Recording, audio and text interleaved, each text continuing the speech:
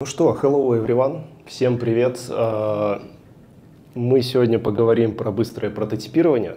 Сразу с утра сходу, чтобы было хорошо со звуком, сейчас затестю мик. Вот так, вот так, вот так. Хорошо слышно? Да. Супер, благодарю. Давайте сходу, с двух ног, с утра взбодримся и начнем. Кто я? Меня зовут Иван.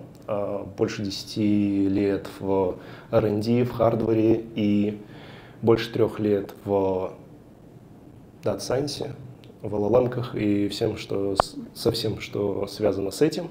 У меня есть телеграм-канал, у меня есть громадный опыт разработки, прототипирования и вывода своих проектов на различные выставки, в том числе TechCrunch. Сразу сходу. Кто здесь из хардвера ручки вверх, кто когда-либо что-то прототипировал? Так, а кто чисто кодил? Так, а кто не относится ни к тому, ни к другому, занимается чем-то другим? Класс. То есть разношерстная у нас аудитория, это классно. Давайте сразу, что такое быстрое прототипирование? Быстрое прототипирование – это создание полностью функциональных моделей. То есть это не создание продукта, это создание его модели, и это очень важное отличие, которое нужно сразу зафиксировать, что мы не делаем конечное устройство, которое там в партию пойдет. Вот, мы его тестируем, мы его обкатываем, мы его проверяем, но это не конечный самолет, на котором можно там перевести и 1000 пассажиров. Быстрого прототипирования видов существует великое множество, то есть здесь сейчас плодятся немножко ветки, связанные с суперхайповой темой про AI. В этой презентации будет очень мало про AI. В этой презентации будет много про прототайпинг классический. И вообще, а зачем нам прототипирование? Казалось бы, давайте сразу продукт разрабатывать, выпускать его в производство и вперед. А вот за тем, что у нас есть замечательная схема, в которой нам нужно пожертвовать чем-то одним. Мы либо хорошо и дешево, либо хорошо и быстро, либо быстро и дешево. У нас всегда есть какой-то компромисс. Поэтому появилось, по сути, прототипирование, которое нам необходимо для чего? Для того, чтобы успеть в дедлайны. У нас у всех есть дедлайны на работе, или в проекте, или от инвестора. И нам надо как-то их успевать, и я здесь оставил место для вашего примера. Может, у кого-то есть пример какого-нибудь классного дедлайна, с которым он сталкивался, который был прям очень больной.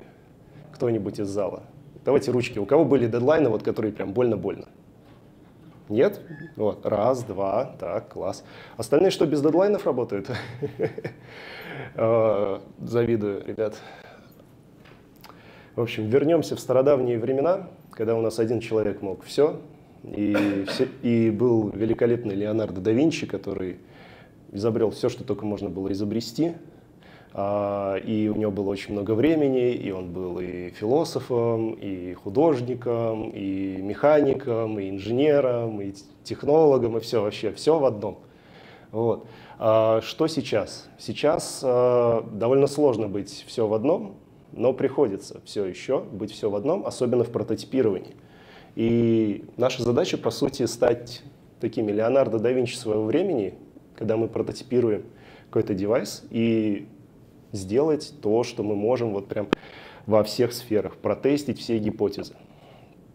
Например, у нас появилась 3D-печать или additive manufacturing. Обалденная технология. Все, наверное, кто 3D-печатью пользовался? Ручки вверх. Раз, два, три, четыре. О, класс. Отлично. Если вы создаете физические продукты, даже если вы создаете какие-то PCB, у них, как правило, есть корпуса, и для корпусов даже элементарно вам поможет 3D-печать. Я здесь не буду рассказывать про 3D-печать, я буду говорить про то, что самого нового, последнего есть в 3D-печати, что вы можете использовать. Композит-филаменты. Это угленаполненные филаменты. 5G плюс G в 10 – это филамент, который можно печатать практически на любом принтере с закаленным соплом. Что это дает? Это дает структурную целостность, прочность Это дает полностью функциональный механический прототип. Это дает отсутствие видимых слоев и очень необычную текстуру. Позволяет сделать именно функциональные инженерные прототипы, которые будут нагружены, в отличие от того, что напечатано, например, из PLA чистого или ABS. Это будет очень круто. Поэтому рекомендую обратить свое внимание, если вы будете делать любые функциональные прототипы. Continuous Carbon Fiber — это есть два 3D принтера, которые могут таким углеволокном печатать, можно напечатать на заказ. Если вам нужна деталь, отлитая или отчепушенная, которая выдерживает высокие нагрузки, можно использовать этот подход, чтобы ускорить все производство. То есть заказать деталь с непрерывным углеволокном, и по прочности она может превосходить алюминиевую деталь и быть близкой к стальной. И какой у нас прогресс произошел вообще в 3D-печати за последние годы?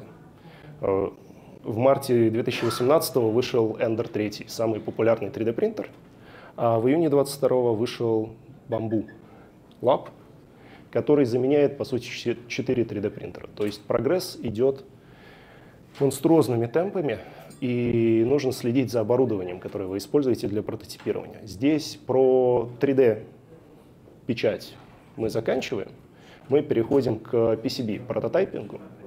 На данный момент большинство из вас, наверное, знают, что такое развести свою плату, заказать на GLC PCB и так далее. Кто свои платы трассировал? Ручки вверх. Раз. Ага. Если вы еще не разводили свои печатные платы, то, скорее всего, вы для этого будете использовать софт, который не отличается от софта, который был 20 лет назад, который не отличается от софта, который был практически еще 20 лет назад. И это ужасно. То есть прогресса в этой сфере было мало, поэтому появилась вот такая замечательная программулина, как Flux AI, такой сервис. The tools for designing circuit boards are so bad. With software, your iteration time is really fast, but with hardware, it isn't feasible to move fast. There are so many steps involved, a lot of pieces to wrap your mind around. There are so many things that can go wrong. I have blown up so many PCBs. I had to manually go and tag like 150 capacitors. Print out schematics and review them at a table with a highlighter. One by one. Why should anyone have to do this? It's so cumbersome. You almost certainly moved something, so then you have to wait another 3 weeks. It takes forever. There's no way that I would love to go on and on. Building hardware is really hard. Flux is a tool for electrical engineers to design circuit boards. Flux is an online hardware development platform that solves all of those problems. They're creating a platform that scales better with people. It's seamless. Anyone can jump in and work on the same design simultaneously. Send a link to your team. Boom, they're right in there. Being able to access it on any machine. I've got it right here on my phone. There's a shared community library. I can just search in the component library and drag and drop in. You can have a linked schematic and layout, and you can duplicate that many times. It just saves me another hour. Using other PCB design software is like going back to the early 2000s and using MS Paint. We're really excited about something that we're working on called Copilot. Copilot is an AI assistant that sits in the design with you. When you ask Copilot a question, hey Copilot. Hey Copilot. Hey Copilot. How much noise is at the output if I configure the op amp for 50 decibels of gain? Is the microcontroller wired correct? How do I design the amplifier for this project? It can look at your whole schematic and have all the context. Let's see what we got. You'll need to make several adjustments. Oh, this was great. Copilot can tell you how to configure it. Input stage? I told you. Not only does it tell me the equation, it actually does it for me right here. How to connect it. And I was like, that doesn't seem right. And then I went and read like page 95 of the data sheet, and it was right. What parts might be missing to make this work? Oh, that is actually super useful. Oh my god. Copilot, yes, Brooks, connect these parts. Oh, take action. Okay. And he can do it for you. He did it. Boom. Look at this. It connected the chip select pin to a different pin. And did all the connections for me in 5 seconds. Copilot can even suggest a part and pull that in from the library and put it right in your design. Well, seeing it actually interact with real components and real connections is a huge jump forward. Thanks, Copilot. And it's like, you're welcome, Mark. You're welcome, Mark. With Flux, I'm building controller adapters so that people can use retro controllers on modern video game systems. I want to see the technology that is going to shape our future in the hands of everybody. Flux isn't trying to be like every other ECAD tool. They're trying to build something completely new. These other tools, I don't know how large teams ever got anything done with them. I can stop worrying about researching all of these things and just start building. When you help engineers build better and build faster, what happens? Flux is going to make your life a lot easier. Flux makes hardware design less scary. With Flux, we're going to see more people bringing their ideas to life and solving problems that matter to them and their communities and to the world.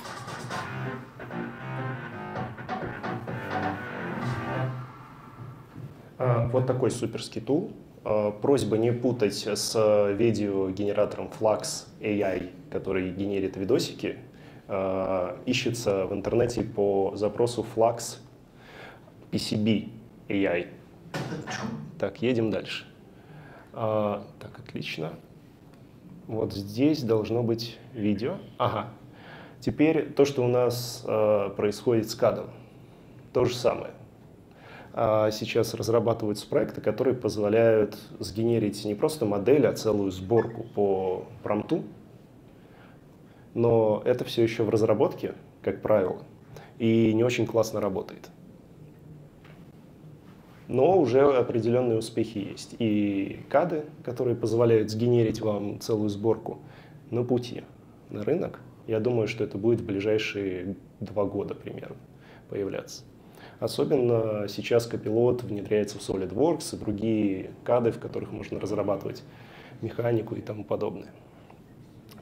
Это, в принципе, все про сервисы, про всякие модные AI-тулы. Сейчас мы перейдем к следующему направлению. Это фреймворк для быстрого прототипирования. Как это делать? Так, оп.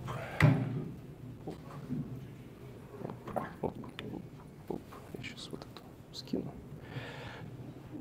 Про быстрое прототипирование. У нас есть 2 пути. Waterfall и, условно говоря, быстрые итерации. Кому знаком Waterfall? Ручки вверх. Так, 1, 2, 3, 4. О, отлично. Кому знакомо наше классическое айтишное итерирование и быстрая доставка через итерации заказчику? Ручки тоже вверх. 1, 2, 3. Ага. Отлично.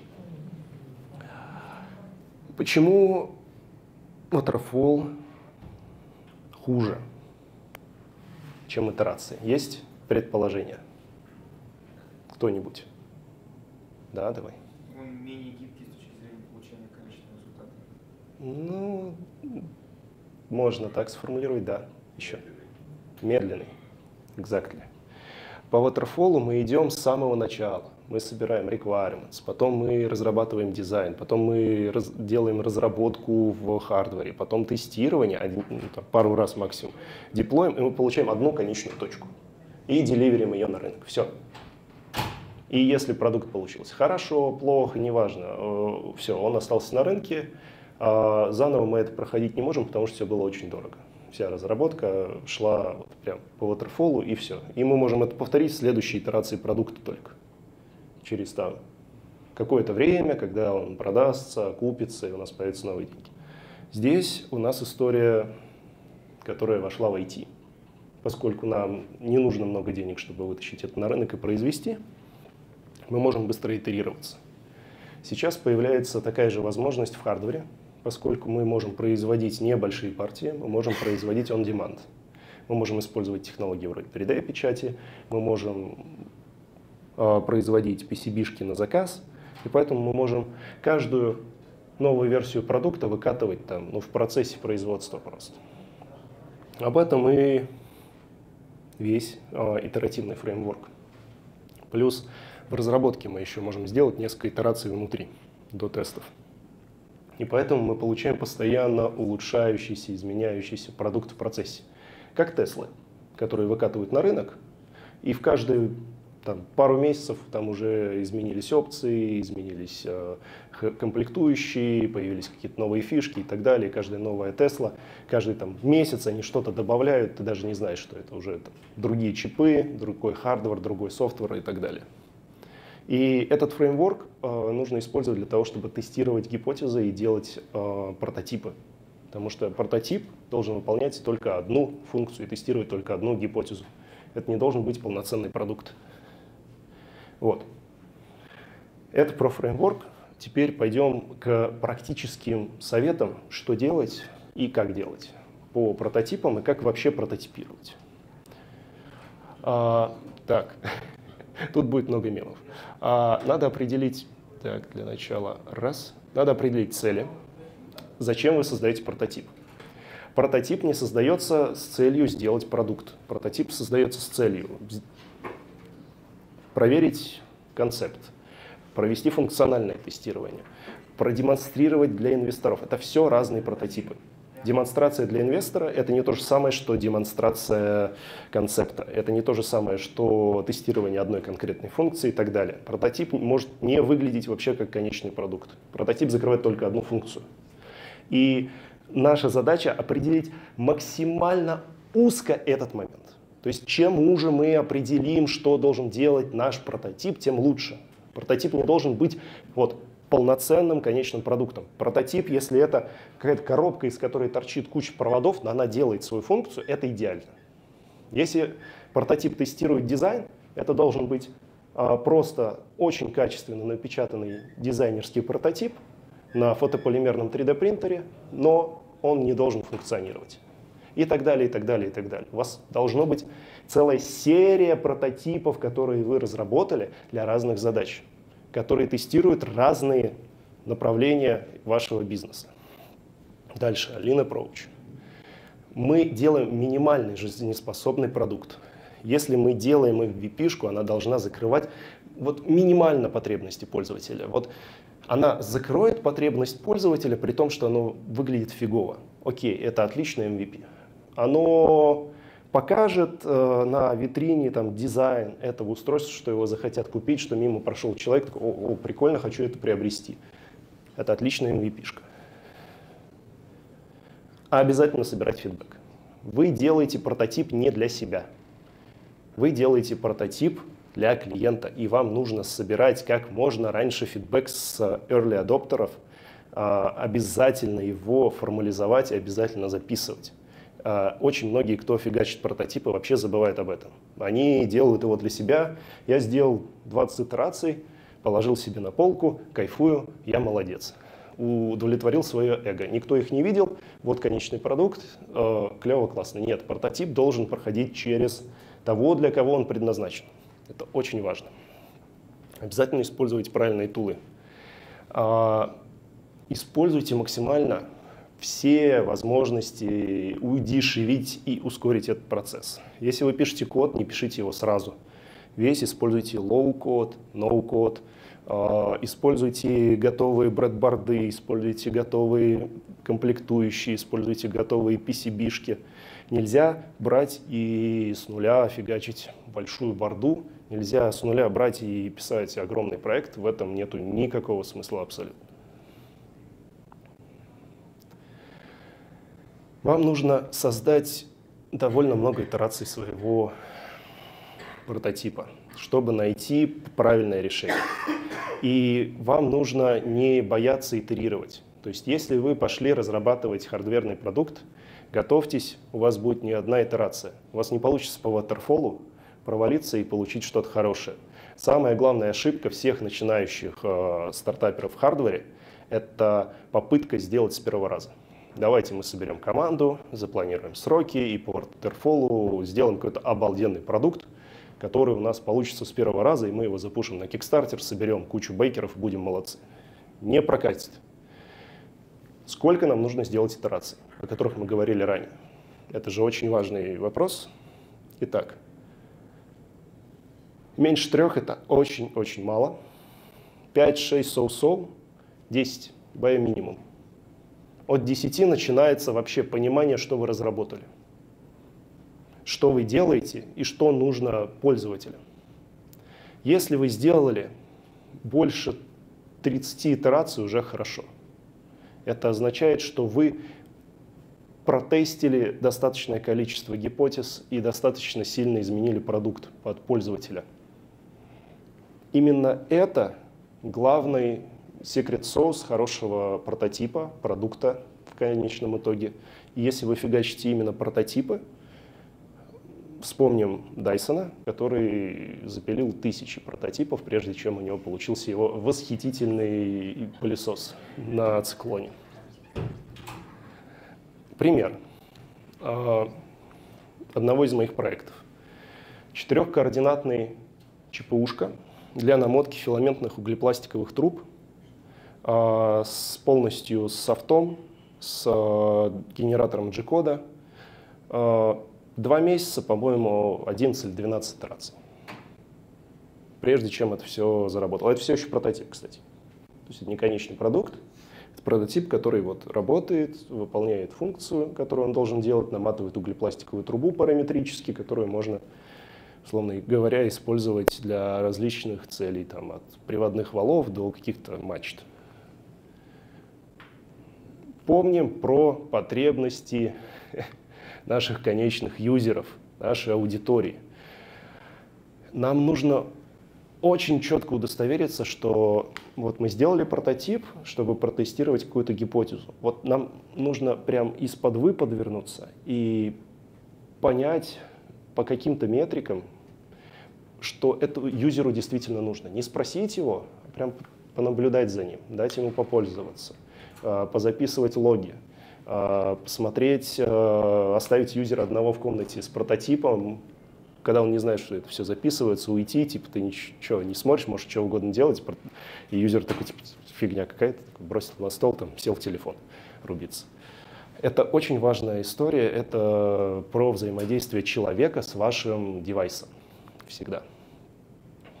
Ну, естественно, мы должны использовать все, что у нас там есть, AI, но если у вас штука, которую можно потрогать руками, если эта штука более-менее большая, объемная, габаритная, обязательно используйте VR.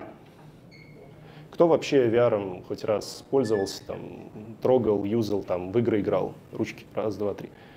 А кто VR использовал для верификации промдизайна, чтобы загрузить туда 3D-модель и посмотреть на нее, покрутить, представить, как юзер будет пользоваться в каком-нибудь ситуации, выстроить в блендере какой-то сценарий и попробовать посмотреть, как оно вписывается просто дизайнерски. Потому что это супер штука. Вам не нужно создавать даже прототип. Прототипирование у вас может быть просто в шлеме виртуальной реальности. И это уже прототипирование. Вы уже можете дать пользователю одеть, просто посмотреть. И то, что вы видите на плоском экране монитора, это не то же самое, что вы видите в реальной жизни. В VR вы можете увидеть, как будет выглядеть ваш дизайн IRL. Это очень классная верификация дизайна. Это сейчас используется уже, не сейчас используется, это стало использоваться примерно с 2005 года большими автопроизводителями, но там была другая немножко история. У них был не VR, у них были 3D-очки и 3D-проекторы, и была такая огромная комната, в которую ты заходишь, на стены высвечивается 3D-изображение, ты в 3D-очках ходишь, тебя трекает, и ты смотришь там на какой-нибудь BMW. То есть, как там расположена торпеда, как приборка, соотношение всех переключалок и так далее. Вот.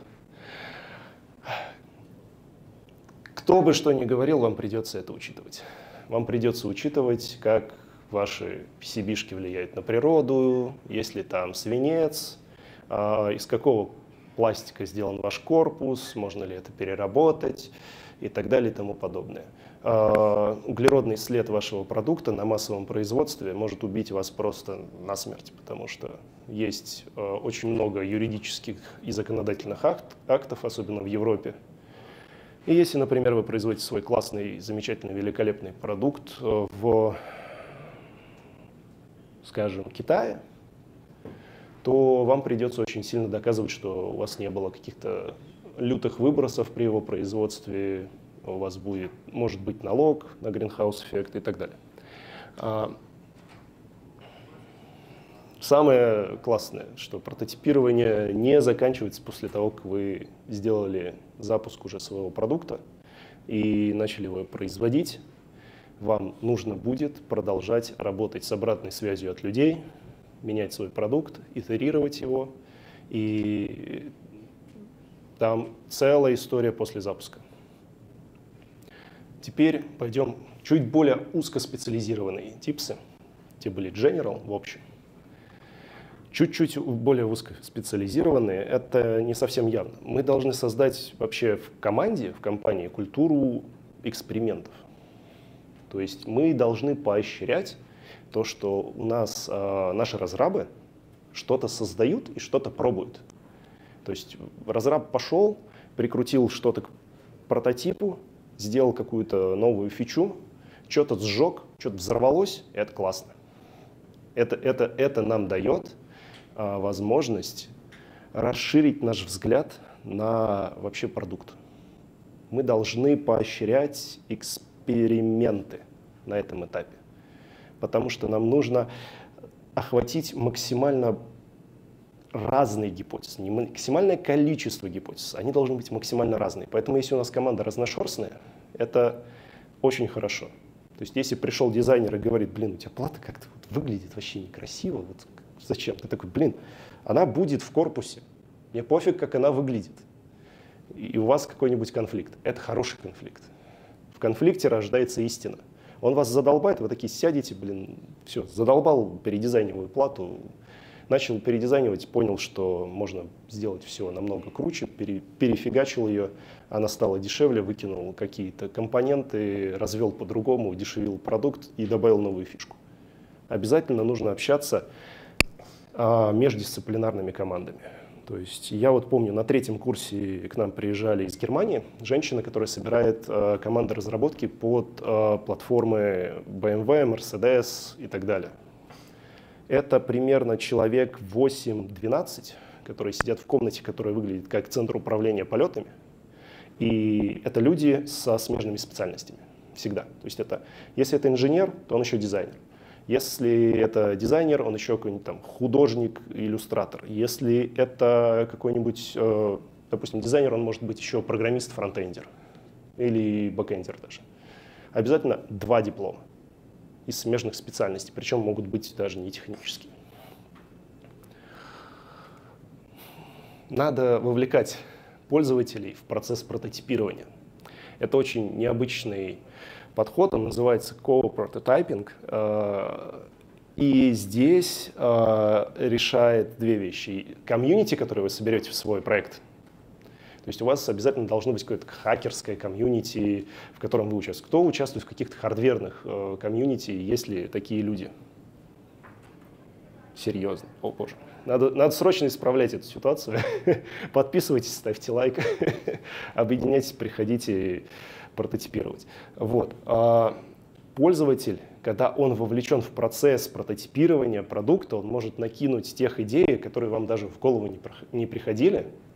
И поэтому привлекать нужно не только пользователей, вообще всех, до кого вы можете дотянуться. Вот у вас идея, вот есть прототип, вы его принесли, показали, вам накинут еще миллион идей, миллион гипотез, которые вы отсеете, и какая-то гипотеза станет прям вот золотой, которая поможет вам развить идею вашего прототипа еще дальше в продукт. Прототипировать нужно на разных масштабах. Сейчас поговорим вот об этом, это важный момент.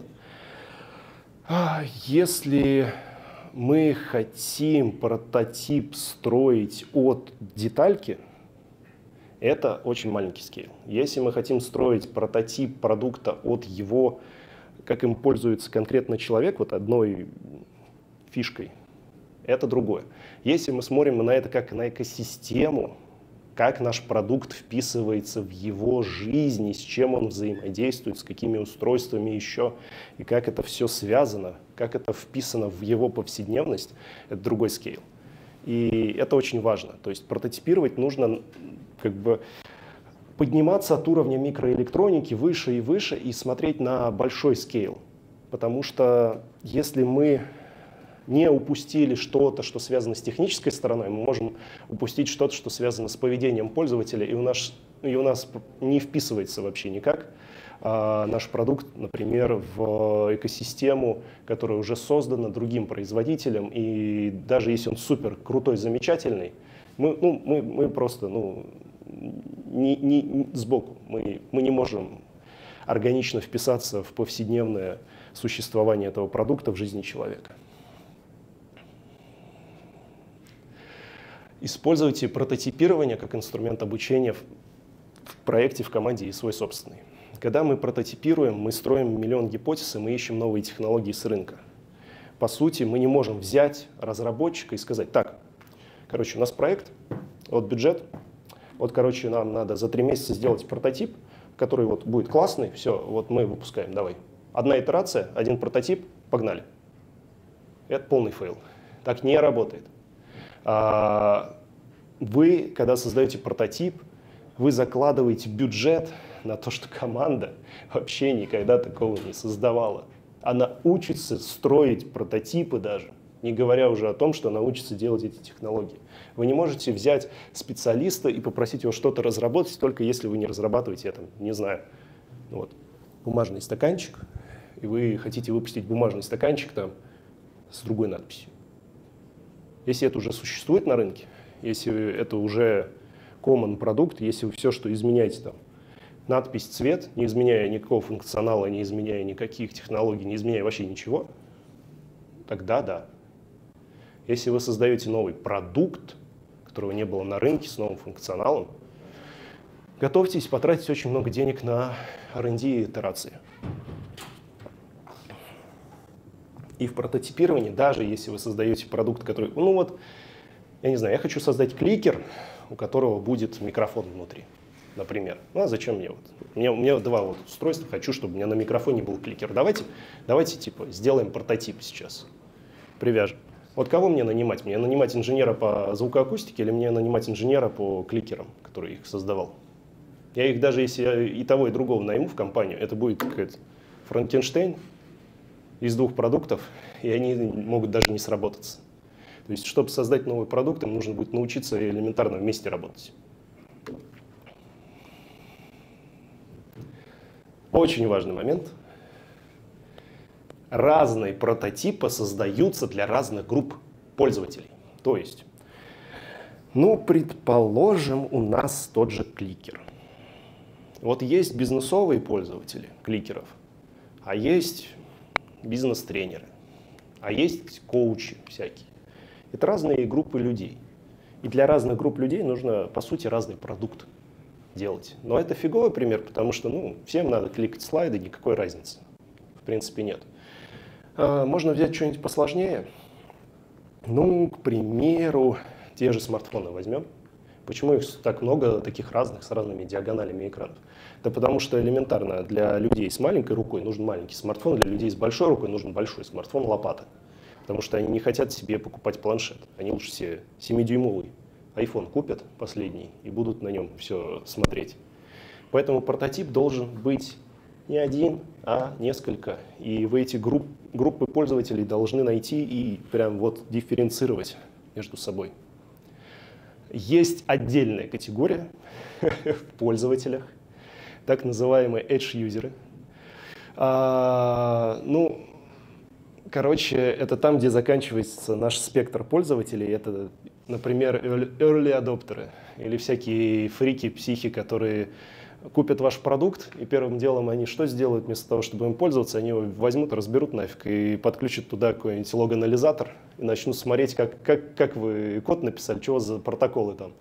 И такие: о, блин, что-то у вас тут по безопасности фигово, еще напишут там письмо на почту: ребят, говно продукт, здесь шифрование между вот этим и вот этим модулем не накинуто, все в топку.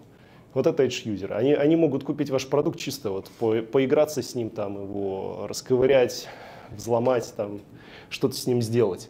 Это самая классная категория пользователей. На нее нацелен вообще Kickstarter, кстати. И если вы планируете вдруг когда-то выводить свой проект, продукт на Kickstarter, я прямо вам рекомендую: обратите внимание на то, что Kickstarter, ну, раньше, по крайней мере, он точно был для таких вот шизанутых, которые готовы потратить свои деньги на какой-то непонятный продукт, потом его еще вскрыть, еще написать и это самое, показать: ой, кажется, вот здесь они винтик не прикрутили по такой-то технологии, это можно было сделать лучше. Сейчас Kickstarter мутирует в телемагазин, поэтому, если честно, вопросик, куда идти сейчас всем бешеным чувакам, которые создают какие-то необычные гаджеты. Дальше. Помимо всех советов, которые я сейчас упоминал, вот это отдельный совет, который всем еще раз напомню. Вы создаете прототипы. Вам нужно их создавать для рынка. И вам нужно постоянно проверять на рынке и на продажах, что это нужно. Предпродажи, продажи с возвратом денег, там, условно говоря, рекламные кампании. Вам обязательно нужно вот это продавать постоянно. Даже если у вас оттуда провода торчат, даже если это выглядит не круто, даже если это выглядит не классно, даже если это еще недопиленный прототип, который тестирует только одну функцию. Одну функцию вы идете и тестируете, пытаетесь продать. Ну сколько дашь вот за это? Он такой ржет, типа, у тебя тут брэдборд лежит, у тебя тут провода торчат, все джамперами соединено, ну $5.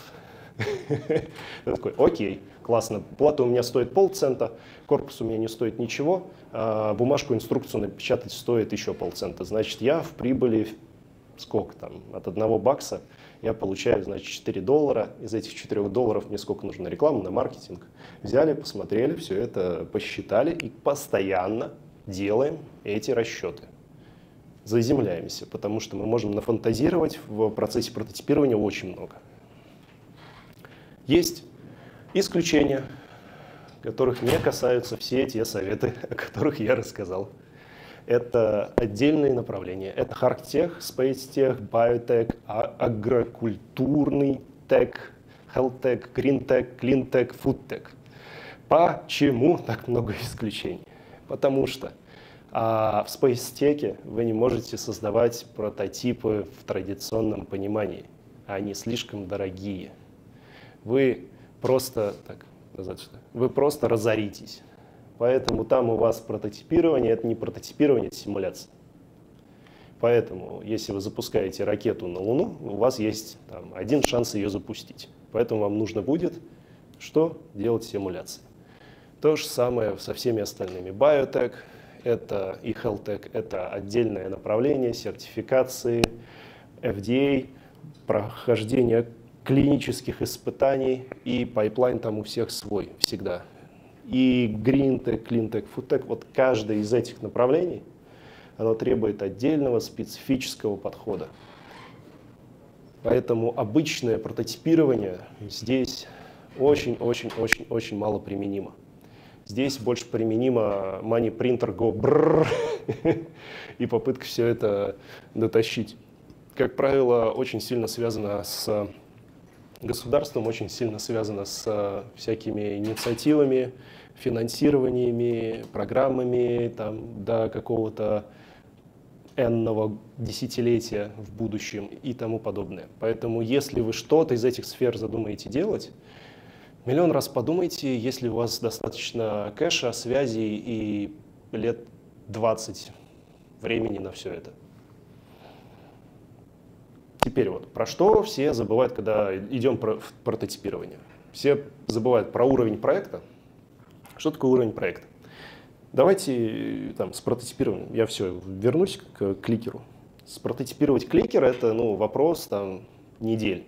Буквально собрать такую штуку, напечатать на фотополимерке, сделать туда PCB-шку лутом, поставить элементы питания, кнопки и все это раскрасить. Это вот такой уровень.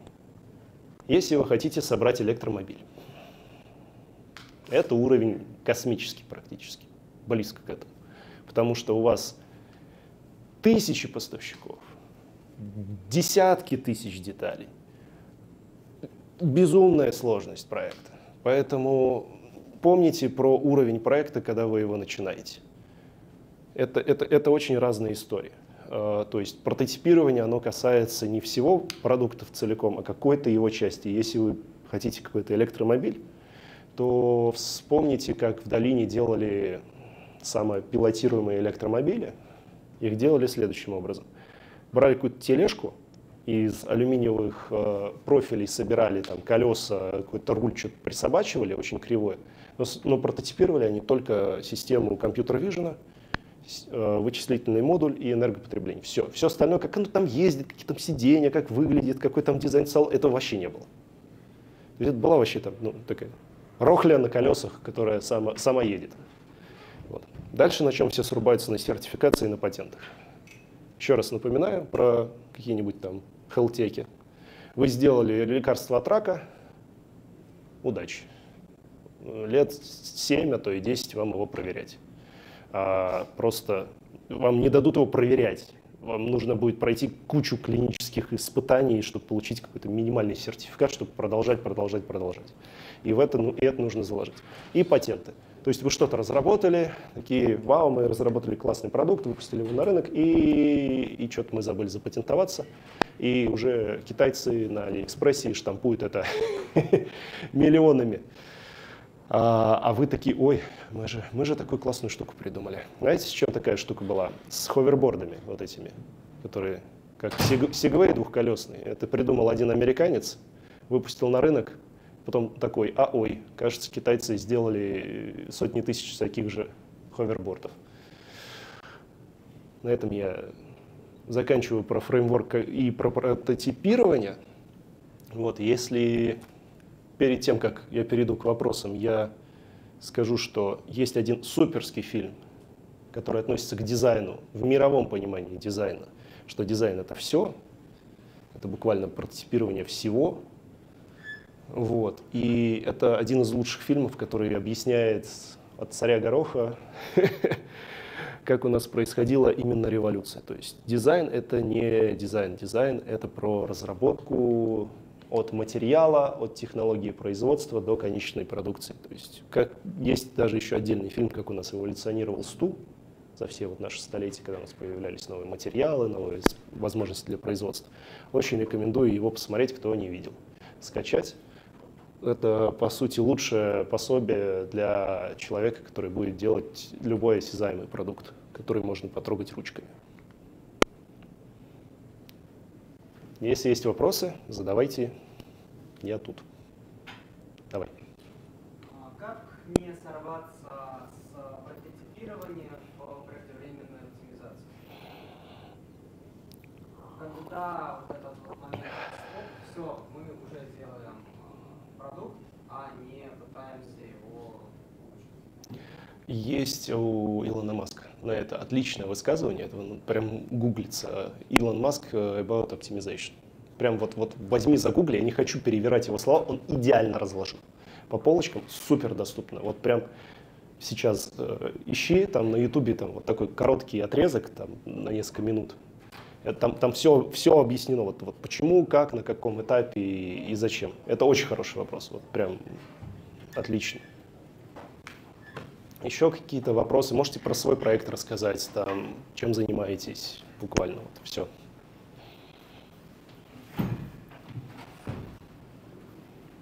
Три, два, один, да. У меня такой вопрос. Вы упомянули про использование в первую очередь при прототипировании ноу-код и лоу-код, ну, если есть такая возможность. Так, секция про хардвар немножко, да, вы какими-то инструментами можете озвучить? Есть ли такие, которые ноу-код и лоу-код? Или это больше относится просто к ООО? Это ко всему относится. Это относится к страшному слову, которое нельзя называть Arduino.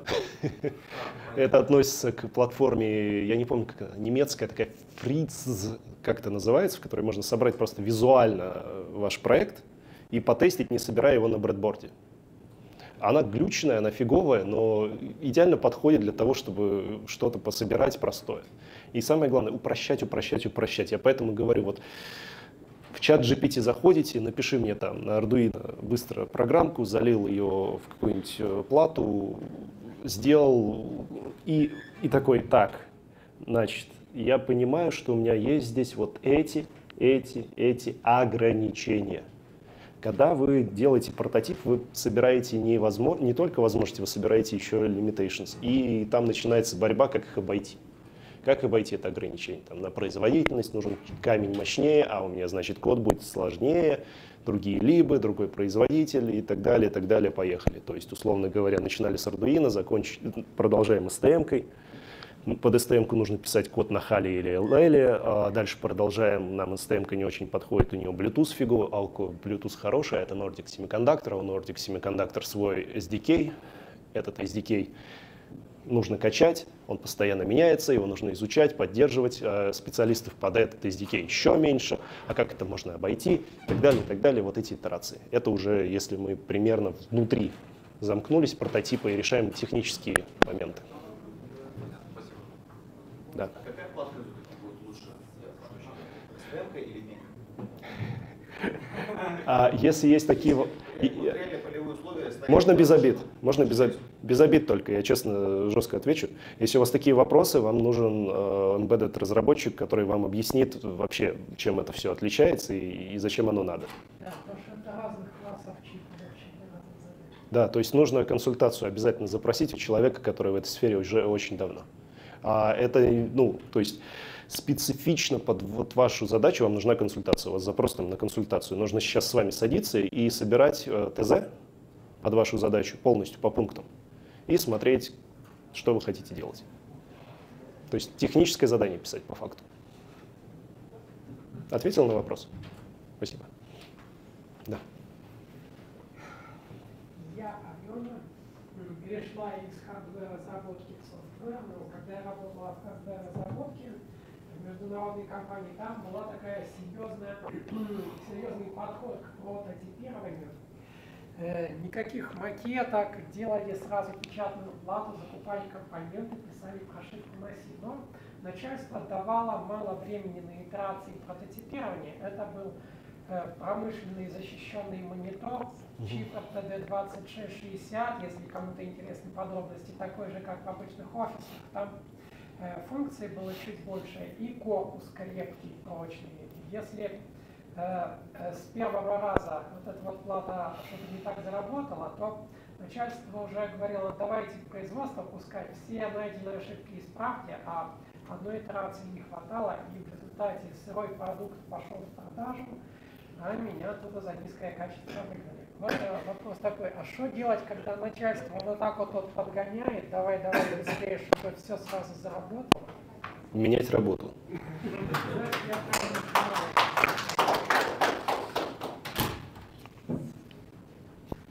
Но вообще у вас, если у кого-то есть, с какой примерной итерации все получается хорошо, чтобы в продажу можно было?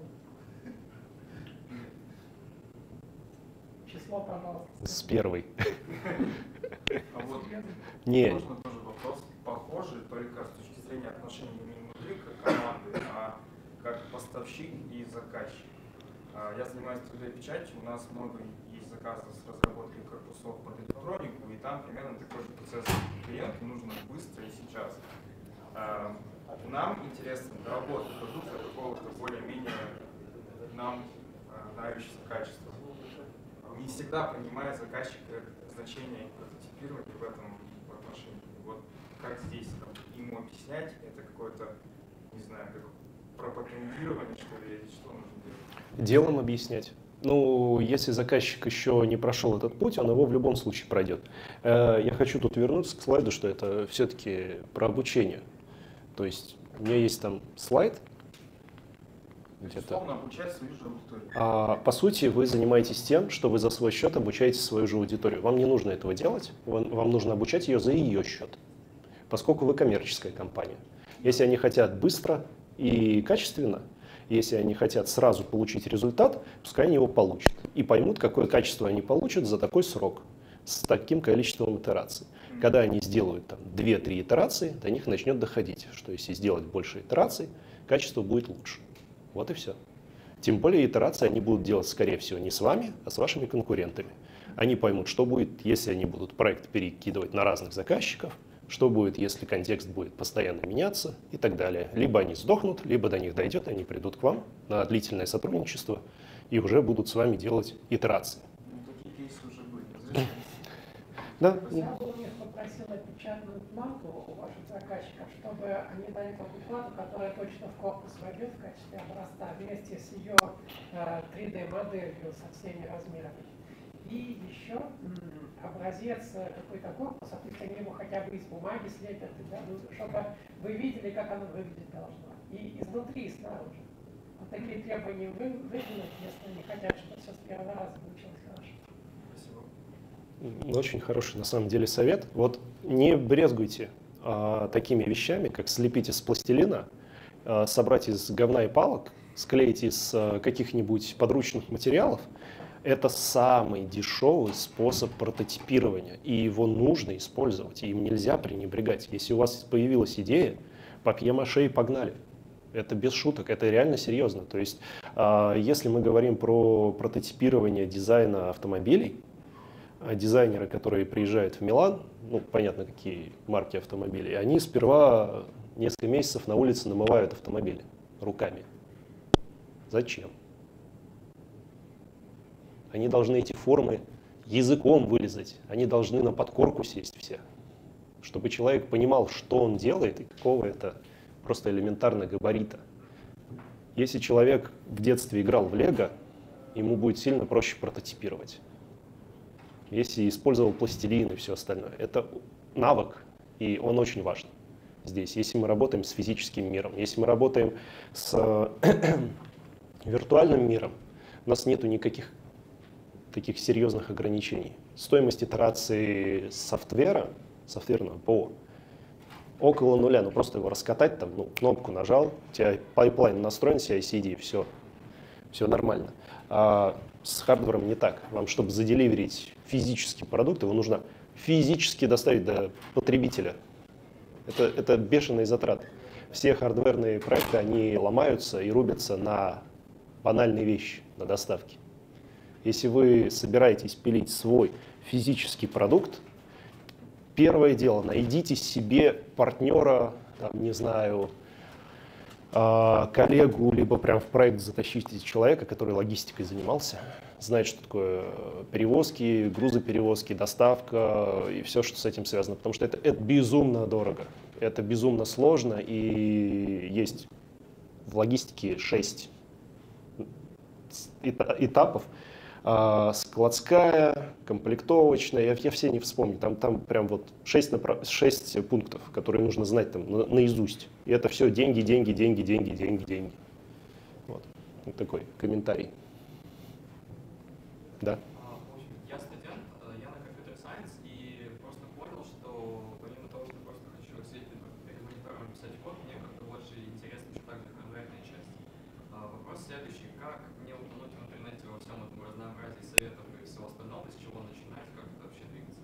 Кто-то говорит там Arduino, кто-то говорит Raspberry Pi, вообще не надо, у вас там свой сет и все такое. Короче, хочется что-то ручками трогать. Для начинающих совет самый хороший. Найти чуваков, хакеров, найти, где они сидят физически, прийти туда ножками и там тусить. Есть такое понятие, как FabLab. Fabrication Laboratory. Обычно в вузах такие есть. Найти такие места, найти там проекты, которые за бесплатно что-то делают, и прийти к ним сказать: так, чуваки, я программист, мне вот хочется что-то ручками еще делать, давайте я вам код попишу и посмотрю, как вы там все это собираете. Поучаствую с вами, поконнекчусь. Потому что любой хардвер — это еще умение работать в команде, и сидеть одному и там прогать Arduino, прогать Raspberry, прогать STM-ку. Ну, можно. Вопрос, а зачем?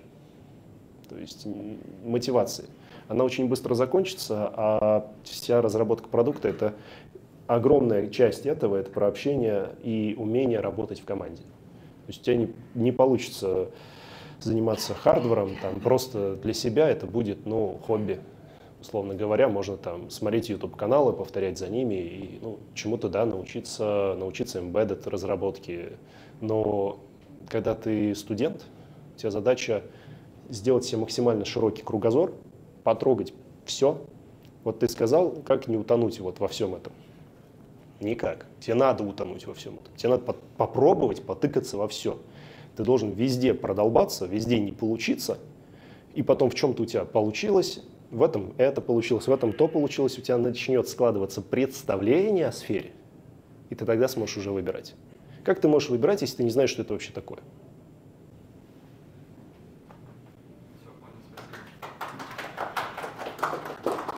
У нас время уже заканчивается, походу. Давайте последний вопросик. Я бы еще просто добавил к предыдущему вопросу. Нужно найти проблему, которую ты хочешь решить. Вот. И когда ты решаешь эту проблему, какую-то конкретно. Не просто повторять что-то с YouTube или что-то я сделаю, как-то вот зайду. Берешь конкретную цель и пытаешься ее решить. И по этому пути уже найдешь инструменты, идеи, все что угодно. Спасибо. Hardware is hard, как говорится. На этом, пожалуй, и закончим.